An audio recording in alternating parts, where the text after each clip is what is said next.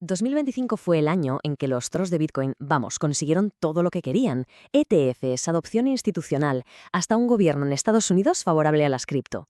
Pero, ¿y si todo ese éxito fuera precisamente lo que acabe rompiendo a Bitcoin en 2026? Hoy vamos a analizar las 6 amenazas estructurales que de verdad podrían hacer temblar el mercado. Y ojo, porque lo que viene no es el típico pánico por la volatilidad de siempre. No, estamos hablando de posibles grietas en los cimientos del mismísimo sistema financiero global. Es que Bitcoin ya ha superado en gran medida los riesgos que le eran propios, ¿no? Los hackeos a exchange, los fallos de código, pero al hacerlo se ha expuesto a peligros mucho mayores. La política de los bancos centrales, las cadenas de suministro de los semiconductores, las regulaciones bancarias, el juego sencillamente ha cambiado por completo. Y con esto entramos de lleno en el primer gran riesgo. Imaginen una recesión global que la Reserva Federal esta vez no pueda rescatar. Es un escenario macroeconómico, la verdad, muy delicado. A ver, JP Morgan ya le pone un 35% de probabilidad a que una crisis global y estadounidense nos golpee en 2026. A lo mejor no parece una cifra altísima, pero hay que pensar que el mercado todavía está apostando por un aterrizaje suave. Esto significa que hay una de cada 3 posibilidades de que todo ese optimismo se vaya al traste. El quid de la cuestión es que la receta de siempre, el manual de rescate de los bancos centrales, pues esta vez podría no funcionar. En 2008 y en 2020, la Fed simplemente inundó el mercado de dinero.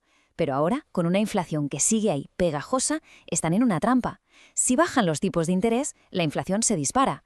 Si los mantienen, ven cómo la economía se desangra. Un dilema total.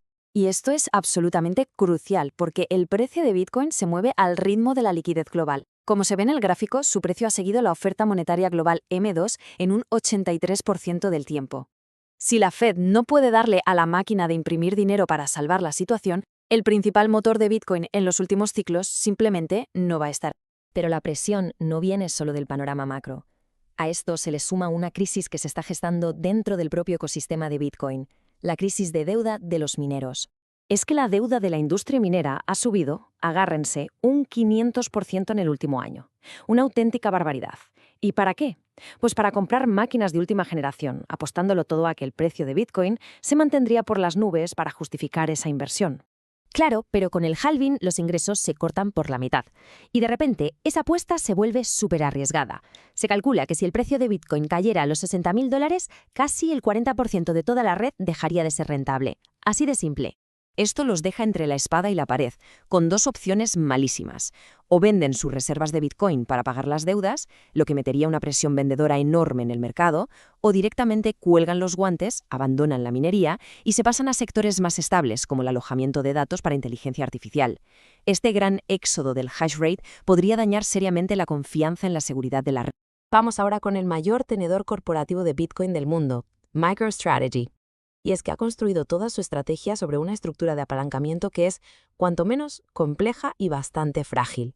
La famosa estrategia del dinero infinito de Michael Saylor funciona a grandes rasgos así.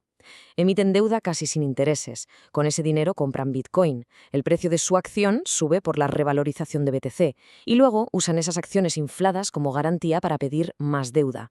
Un círculo que parece perfecto, pero que depende de una sola cosa: que su acción, MSTR, cotice siempre con una prima muy alta sobre el valor real de sus Bitcoins. Todo este mecanismo se viene abajo si esa prima desaparece. Y hay dos fechas en el horizonte que podrían ser la cerilla que encienda la mecha. Primero, a partir de marzo de 2027, los que tienen su deuda pueden exigir que se les devuelva el dinero. Los mercados, que siempre se adelantan, empezarán a descontar ese riesgo durante todo 2026. Y segundo, quizás más pronto, en enero de 2026, el influyente índice MSCI podría decidir excluir a empresas que solo se dedican a guardar cripto. Si eso pasa, los grandes fondos estarían obligados a vender MSTR en masa y adiós a la prima. Podría provocar llamadas de margen catastróficas. Y mientras actores como MicroStrategy lidian con sus propios laberintos financieros, al otro lado del Atlántico, en Europa, se está levantando un muro regulatorio que podría cambiar las reglas del juego para todos. Parece un ataque en dos frentes. Es una de cal y una de arena. Por un lado, la regulación MiCA legitima al sector, le da reglas claras, seguridad jurídica. Eso es bueno. Pero por otro lado, las nuevas normas bancarias de Basilea III lo castigan con una dureza que no se ha visto nunca. Basilea III le asigna a los criptoactivos como Bitcoin una ponderación de riesgo del 1.250%. La cifra es tan extrema que hay que pararse un momento a explicarla.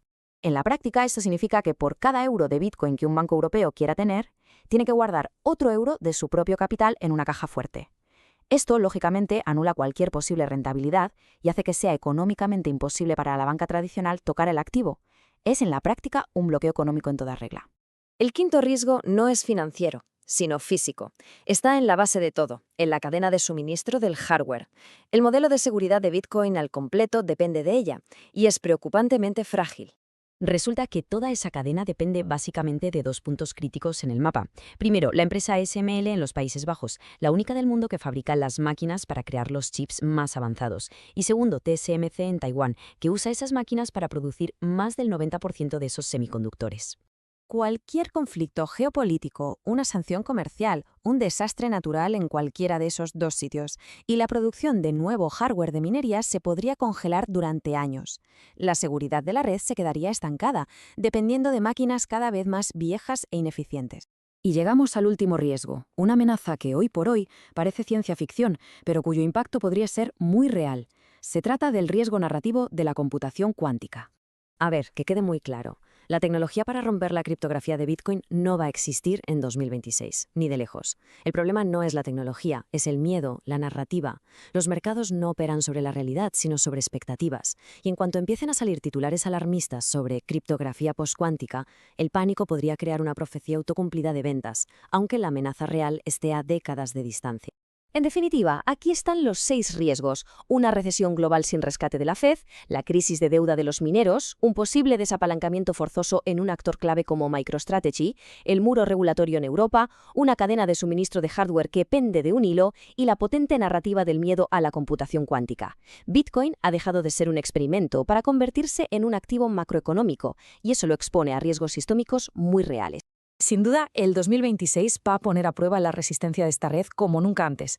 Y la pregunta que queda en el aire es, ¿Bitcoin ha entrado a jugar en la liga del sistema financiero global? Pero, ¿está la red de verdad preparada para los riesgos que eso implica? Gracias por haber estado ahí. Es muy importante recordar que toda la información presentada es con fines educativos y de entretenimiento. En este canal no se dan consejos de inversión y cualquier decisión financiera es responsabilidad única de cada persona.